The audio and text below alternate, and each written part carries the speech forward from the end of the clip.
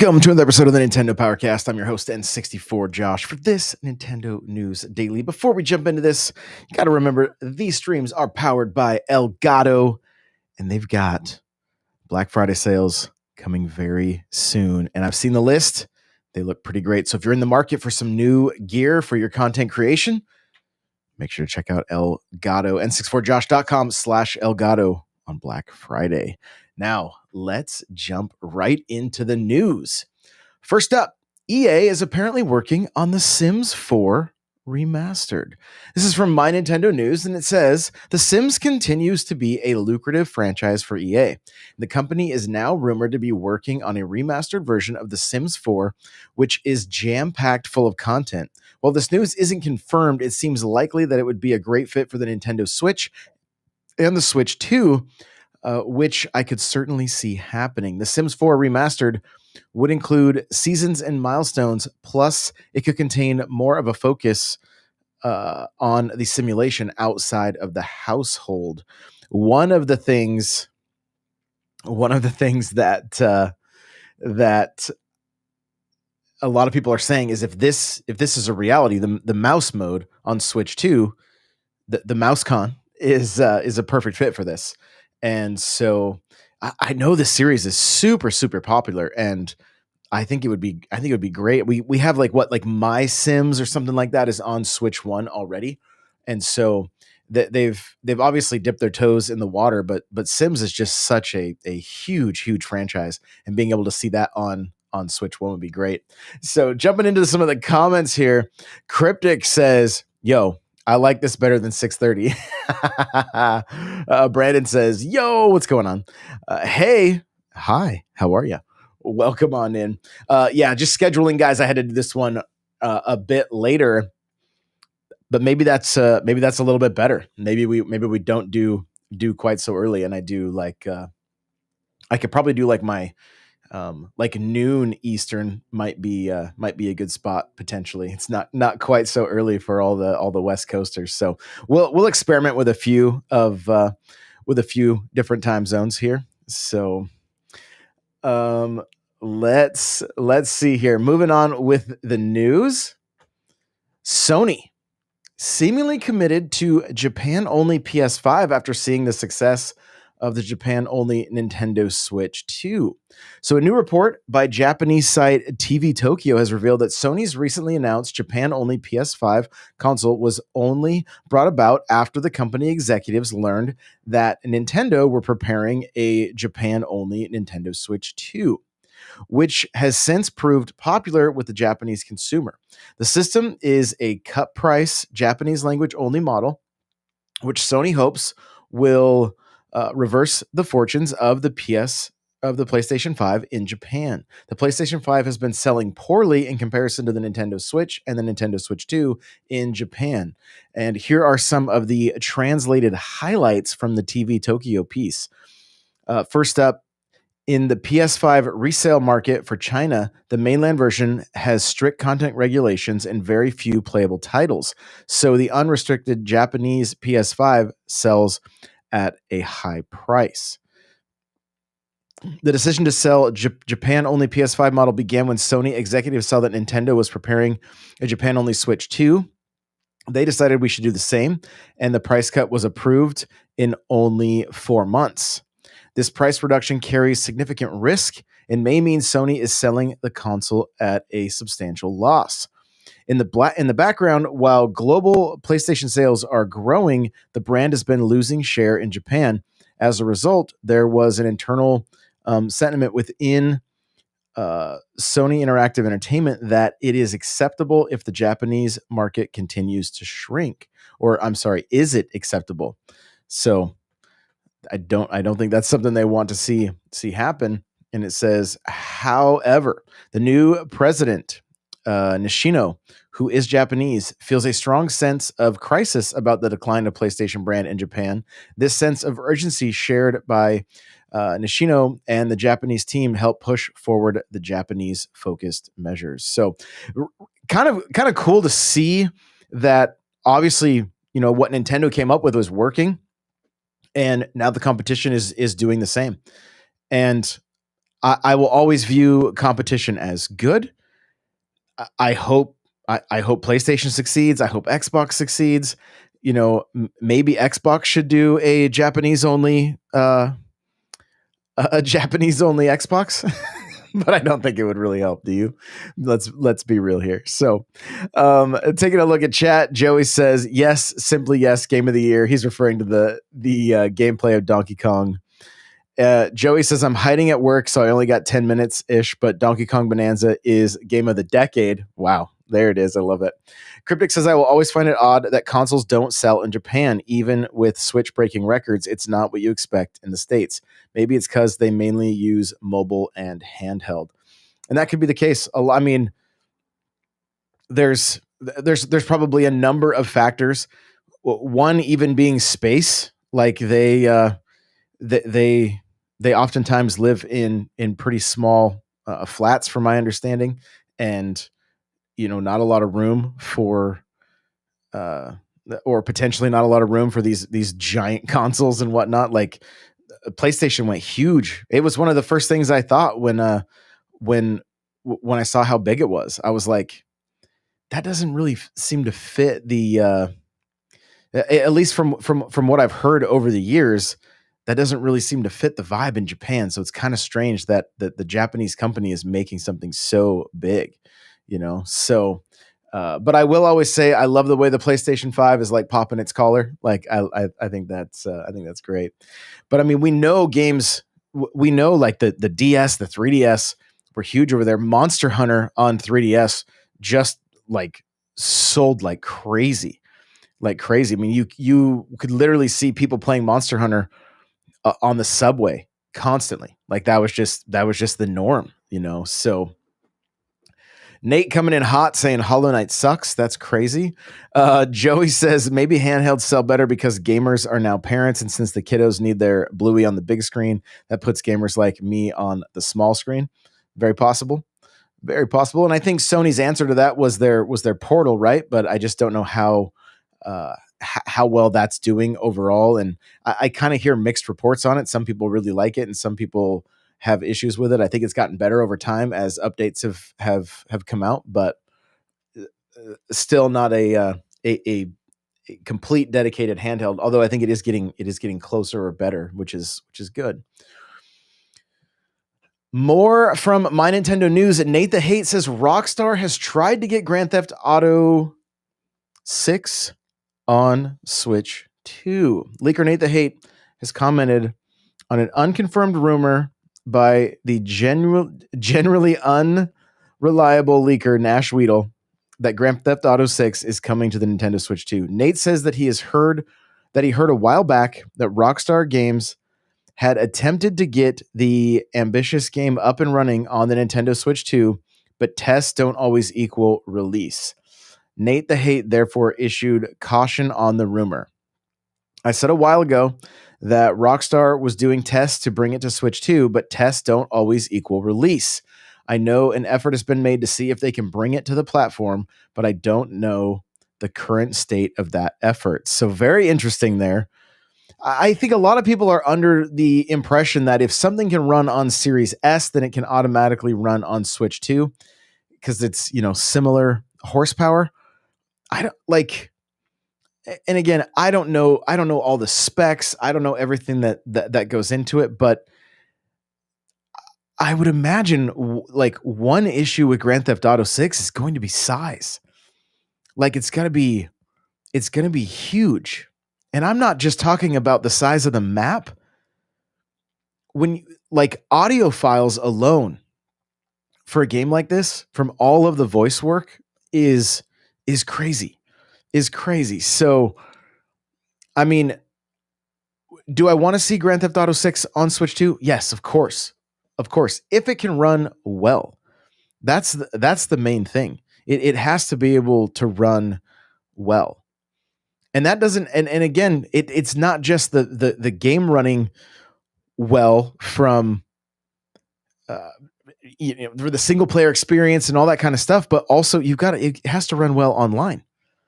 So that could be a factor as well. Taking a look here at some of the chats. Joey said I would love a GBA mini, but normal size that has multiple GBA games. That'd be fun. Joey says Red Dead 2 will come to Switch 2. Mark my words. There we go. Cryptic says it must be a technical challenge to get GTA on Switch. I would have even taken a solo GTA Online release. Oh, yeah. Cryptic also says, but if Red Dead can make it and Red Dead 2, which still looks impressive today, I believe they can get 6.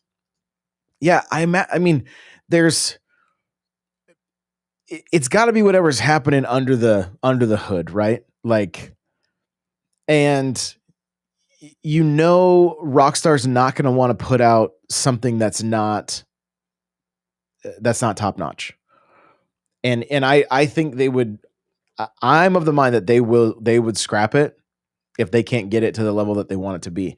I do, not that anybody wants to hear this at all, but I do wonder about cloud version of the game, because I would assume that would be a thing. If that was the only option to get it on Switch 2, but that's not. I mean, I'm not running out to do that. I'm like, that's not ideal for me. If it was your only possible way of playing GTA 6 was a cloud version on Switch 2, maybe that ends up being okay with you, but I know it's not the direction I would want to go by any means. So we'll have to wait and see what's going to happen with GTA 6. I'm very, very curious. Well, Black Friday, Nintendo Switch Online members can claim an extra month buying games. So taking a look at the My Nintendo News article here. Now, this, I want to add some clarity here.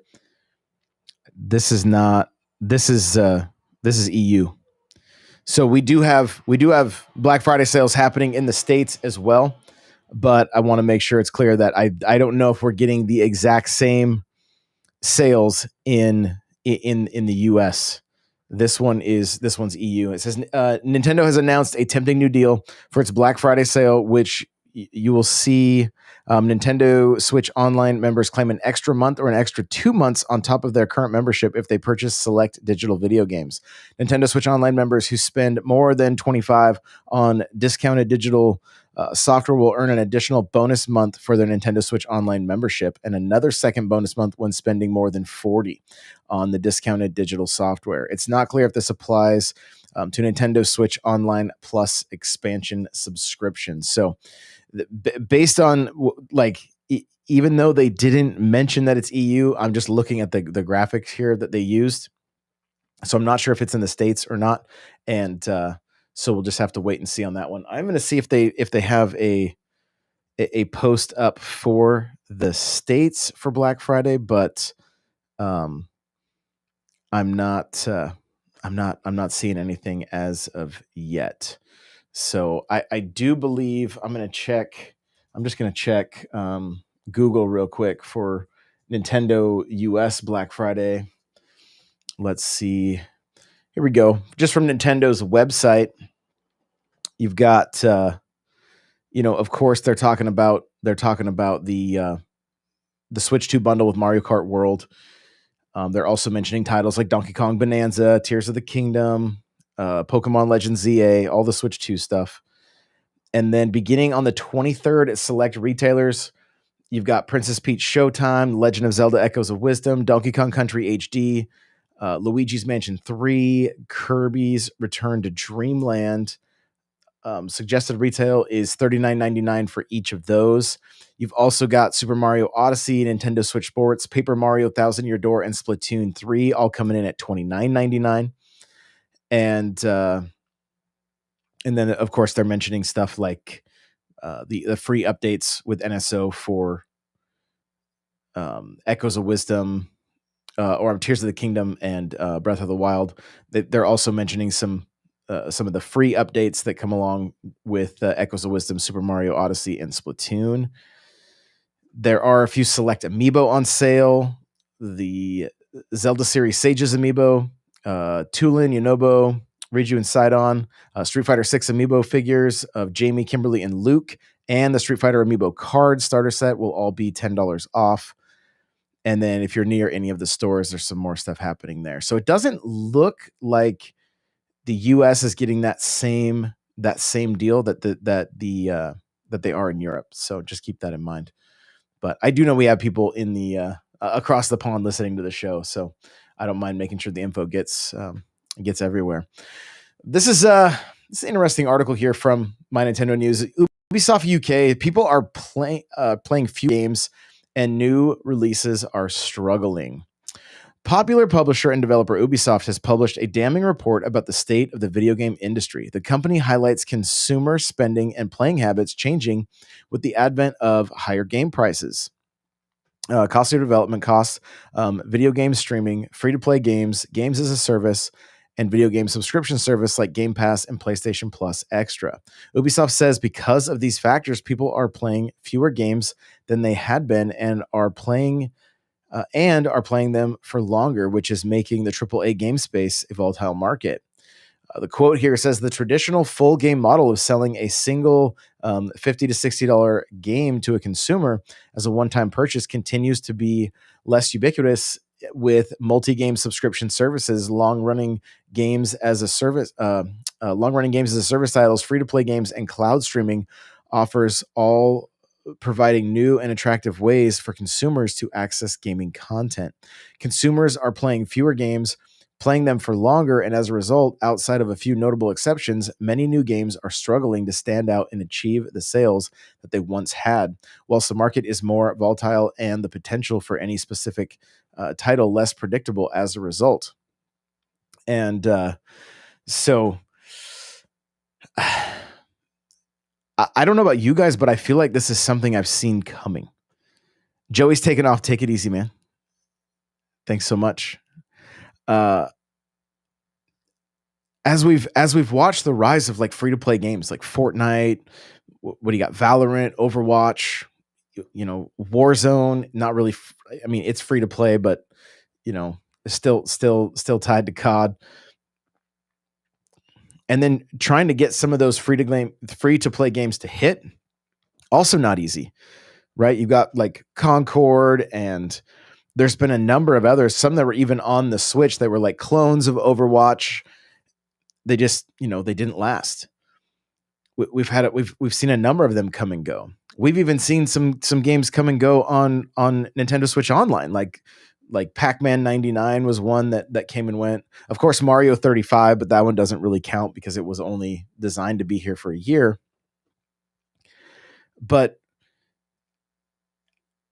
there's a few factors at play here. Like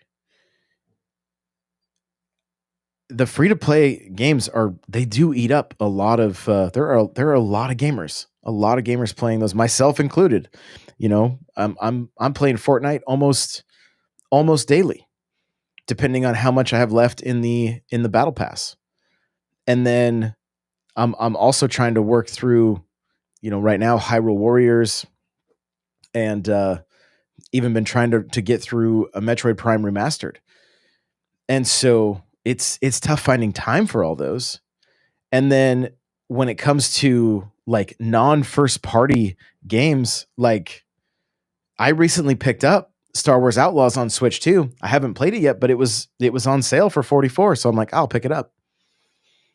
And it's when these sales happens, that's when, and they're going to happen with companies like Ubisoft. But I don't like I feel for these developers and stuff trying to figure out how to market these games anymore. It's not, as things have progressed and the landscape has changed. Like if you think back to like 20 years ago and the release of Halo and the Xbox and the GameCube, all that kind of, it's just a different time. Even Halo 3, it was a different time. Like going to like the midnight release and stuff, that was an event. It was an event. And now like people just don't care as much. They don't care. They don't care as much. And like the article said, like people are just playing, they're either playing their same games for longer, or they are playing the free to play games. And then you got companies like Call of Duty that literally mix their free to play with their $70 purchase and the battle pass on top of it and have it all kind of work together. Like, that's the formula that probably everybody wants to get after, but you have to have the right content to get people in there. And what I kind of find is interesting is you have a very vocal minority of gamers that are very much wanting physical games. They miss the good old days, and we're kind of seeing that same response from Ubisoft right here. Like, they definitely miss the good old days where you could put out a game, get a ton of people hyped about it, everybody's picking it up. I mean, I can remember on the 360, Ubisoft was killing it. Games like Splinter Cell and Ghost Recon, Rainbow Six, like Assassin's Creed. Like, there was the list goes on, right? But it doesn't seem to be the case anymore. It's just not. And even, I raised a younger generation of gamers. They'll play the same thing for a long time. A lot of them free to play games.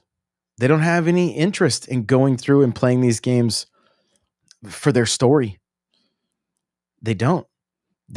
And I think those same gamers that are interested in playing games for their story, and they also want to collect those games physically, are really the same people that Ubisoft should be going after. But these companies start trying so many different approaches to monetization, and then it starts to look scummy, and then you can't, like, you burn trust, and you burn bridges, and it's a tough go.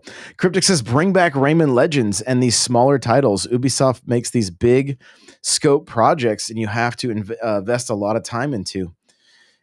I mean, I think a time is coming. Where we're going to start seeing indie titles from big publishers.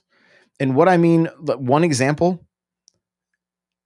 you've got to think that possibly Nintendo could be looking at the sales of Hollow Knight and Silksong, a Metroidvania, and then looking at the sales of Dread. And I'm not, like, I'd have to really, like, dig into the research and the numbers and all that, but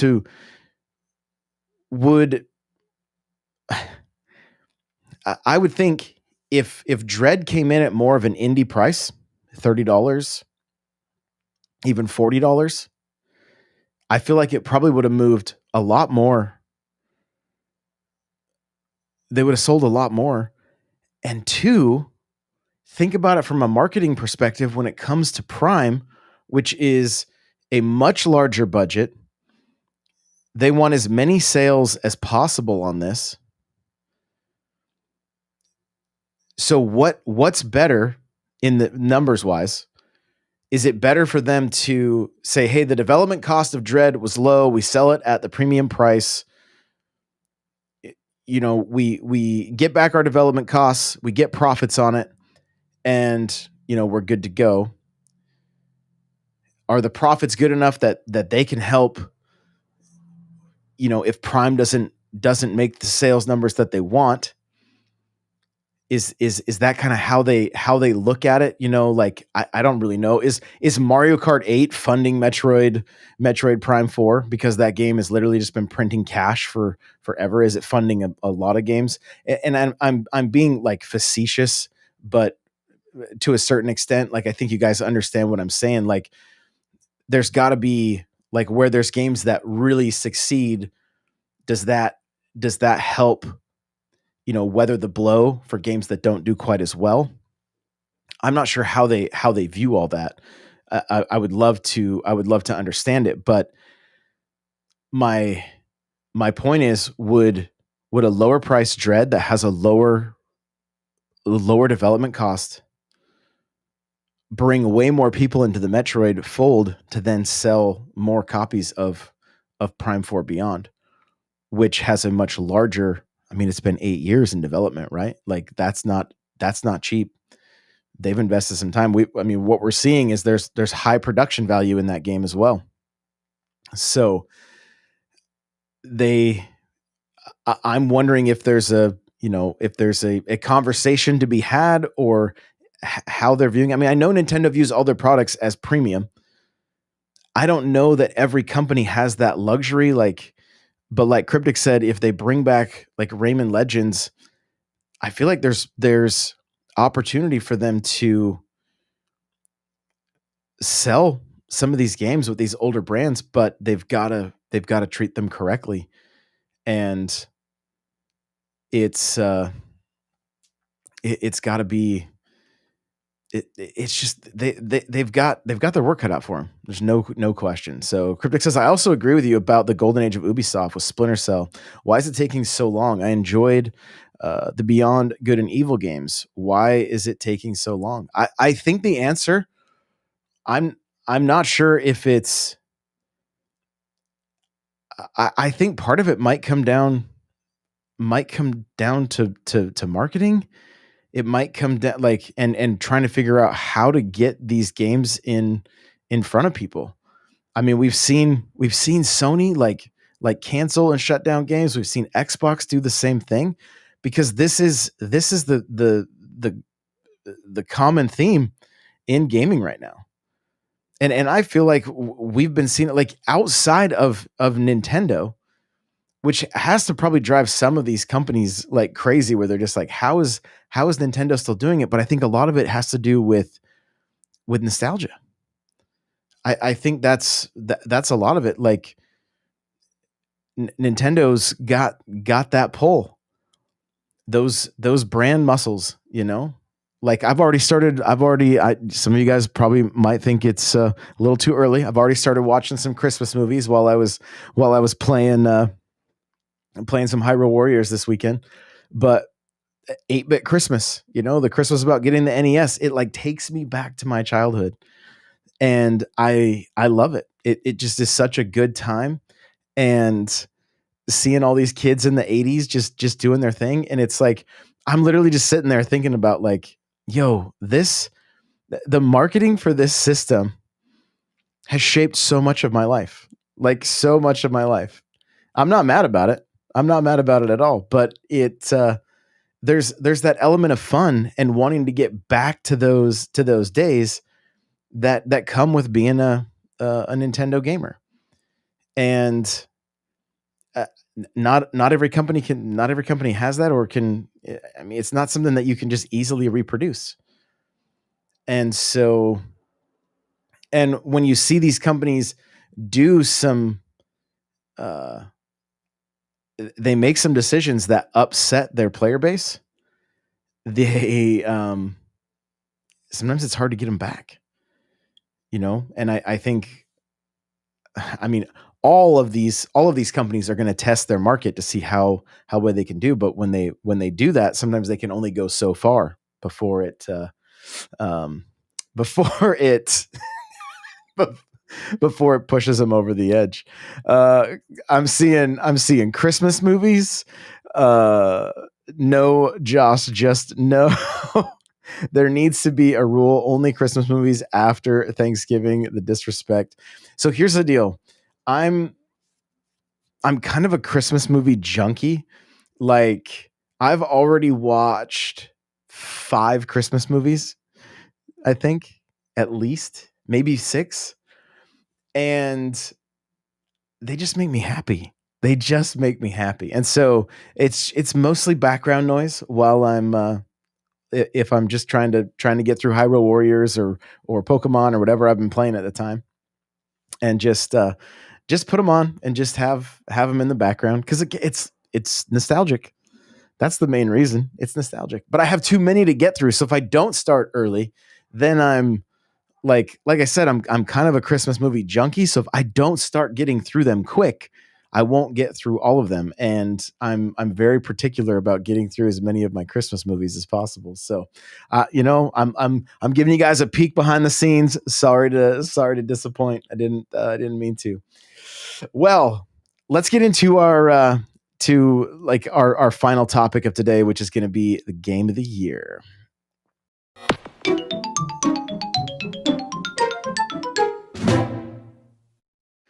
All right. Well, the nominations for game of the year went out yesterday, or the nominees anyway, and we are three of the games are on the Switch too. You got Donkey Kong, Hades, and Silk Song. Then you've got Expedition 33, Death Stranding 2, and Kingdom Come Deliverance 2 are your nominees for game of the year. Now, it's simple for me because I haven't played the others or much of the others. I'm all in on Donkey Kong. Does that mean it is the absolute best game? I can't say. I can't say I haven't played Expedition 33. I know a lot of people love it. I'm one of those that is hoping it makes its way to the Switch or the Switch 2. I'm hopeful maybe there'll be an announcement at the Game Awards that it'll be coming to Switch 2, because it seems like one that I would probably enjoy. A lot of people really love it. I know. I think I want to say Johnny Bo is his votes for Hades 2. He just loved that so much. Silk Song, Hollow Knight, Silk Song, like fantastic Metroidvania. I know zero about Kingdom Come Deliverance, and if Death Stranding 2 on the beach is much like Death Stranding 1, I'm not even sure what the draw is for those games. I would really need to sit down and try to play one to see if it's for me. And I saw quite a few comments saying, how can Donkey Kong Bonanza be a game of the year? And Joey's like, I've been lurking. Donkey Kong is the only choice. But I've seen quite a few comments of people saying like, what, the Smashing Mud is worthy of the game of the year. And I think it brings up an interesting point, or something that kind of like chat about a bit, is like, a lot of times these games have their gameplay loop, right? Donkey Kong was about smashing through the ground, smashing through everything. And it was fun. It was mindless fun. Right now, I'm playing Hyrule Warriors, Age of Imprisonment. More mindless fun. Like, and that's what it is. You can shut your brain off and get some great story while just running around smashing stuff, or smashing the just mashing the buttons, And so it's just interesting, because I think a lot of times people assume, and I think Astrobot kind of like changed that a bit, and even the year prior wasn't I think we saw an indie game win the year before that, I think, or maybe 2 years before. There's so much that goes into these conversations, right? Gapsaville Gaming says DS2, Death Stranding 2 is indeed quite a lot better than the first one, to be fair. Love that. That's great. Bonanza is transcendent of game of the year, in my opinion, but I'm biased. I love that. Joey says games are fun, and let's see. Whoa, the chat's moving too fast. Games are for fun, and DK is the only fun someone needs. That's great. Joey says, are we past the time allowed to talk about spoilers? Not yet. I got somebody left me. I'm so sorry. Somebody left me a comment for spoiling Ocarina of Time. And then I said spoilers afterwards. So I'm so sorry. So sorry. Cryptic says, I have issue with games being released in early access years before and then getting nominated for the awards in back-to-back years. I can see that issue. Hay says, I've seen people say, how much did Nintendo pay to be there? But you have to agree, Nintendo makes good games. It doesn't matter if you hate Nintendo or not. They do make great games. So Hades 2 being there upsets you. Oh, I got you. I did see that you said Split Fiction got snubbed as well. Yeah. Yeah. I mean, for me, the simplest answer for when it comes to like what could be a game of the year is, one, I'm no critic. I'm not out here. I'm looking for one thing, literally one thing. Did this game pull me in to the point that it's all I think about when I'm not playing it, and I'm having a great time while I'm playing it? That's it. Donkey Kong did that very thing. From this list, Donkey Kong is my game of the year. For me personally, Mario Kart World is my game of the year. Like, I've spent more time with it. I feel like I have so much more to learn, and and for me it goes a bit deeper than just like the dopamine response, or like just enjoying the story and getting through it. Games like Smash and Mario Kart, where I'm basically I feel like I'm just competing to be better than I was the day before. That motivates me. Like, it's not just about the gaming, but it's like it's about pushing myself. And it's something I do with content, with setting goals for life, all that kind of stuff. And so that's another factor in it for me. Donkey Kong is sugar, right? It's a popcorn movie, if you will. But it also had it had that same like nostalgia pull, and just the fan service that Mario Odyssey did. And I loved it for that. Like, I really, really loved it for that. So Cryptic said, at the end of the day, these nominations put spotlights on all the games and sells more units, and they usually go on sale as well. That's true, except Donkey Kong. Gaspavelli Game says, I get that, Cryptic, but those devs should still get a fair shot at Game of the Year, even if they released in early access. It's not like early access games are granted Game of the Year nominations. That's true too. Yeah, that is true as well. So the and maybe they need to do more than 6. Maybe they need to open the list up to 8 games. Maybe there's too many games each year to have it only be 6. I'm not sure like all the logistics of all of it and how they go about choosing and all that kind of stuff. And it doesn't like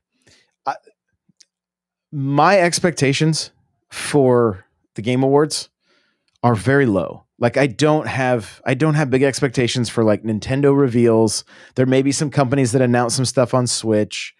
It's with Reggie gone, I feel like since Reggie left, there has not been anything very exciting from the Game Awards for Nintendo. So I have low expectations. It's more about hanging out with the community, seeing everybody's thoughts and opinions, hopefully seeing some memeable moments during the awards, and then calling it a night. Like, that to me, that's really what it is. It's not something I take super serious. There are some cool announcements. They're just not usually announcements I care that much about at the end of the day. So, and again, like I said, for me, Game of the Year is very simple. Did I complete it? Did I think about it while I wasn't playing it? And do I still want to go back and pick it up periodically? Like, is there there's so much I want to talk about with Donkey Kong, but I don't, just for the spoiler reasons, because that story was fun. It was fun. It was great. And I felt like they handled everything so well. So well. And I'm even watching the gameplay that I have on for B-roll right now. It's fantastic. This game gave me Hulk Ultimate Destruction vibes, and that was such a fun game on the OG Xbox back in the day. And just seeing Donkey Kong living his best life and being back in the spotlight, I'm here for it. I'm here for it. So, Gasparelli Games says Nintendo hasn't revealed something at the Game Awards in years, right? Like, when was the last time? I mean, I think there was like a Bayonetta announcement. I think there was also some Smash, like a Smash character announcement. That was pretty rad. But it's been so long that I'm not even remembering everything now that they've done. And so I just don't have I don't think Nintendo views the Game Awards as a platform to announce anything any longer. And I think a lot of it had to do with how close Jeff and Reggie were.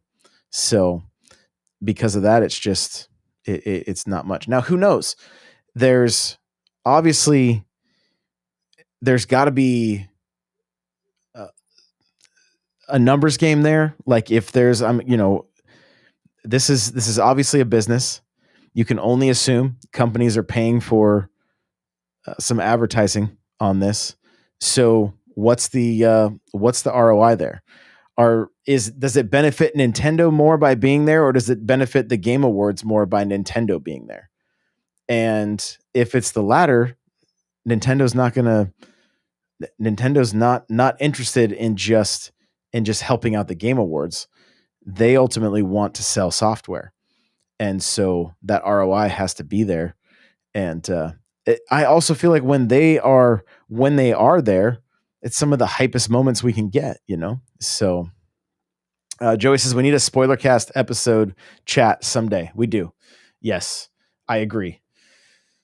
In fact, I'll try to get something on the calendar so that we can do it. We'll probably do it on Discord on the stage, and then we can get more people involved in chatting about it. So I will put it on the calendar, maybe for the holiday weekend. So we'll just have to wait and see. But I'll try to get something as soon as possible. So that's going to do it for today's episode. Thank you guys so much for listening and just for making this what it is. I want to remind everybody, if you're not following on Spotify and you listen there, please hit that follow button. I know less than 50% of you that listen there are following. So please hit that follow button. Also, rate and review on iTunes, Apple Podcasts and Spotify. That would be great. And of course, if you want ad-free listening, you can subscribe on both Spotify and Apple as well. So appreciate you guys. And remember, you got to play it loud.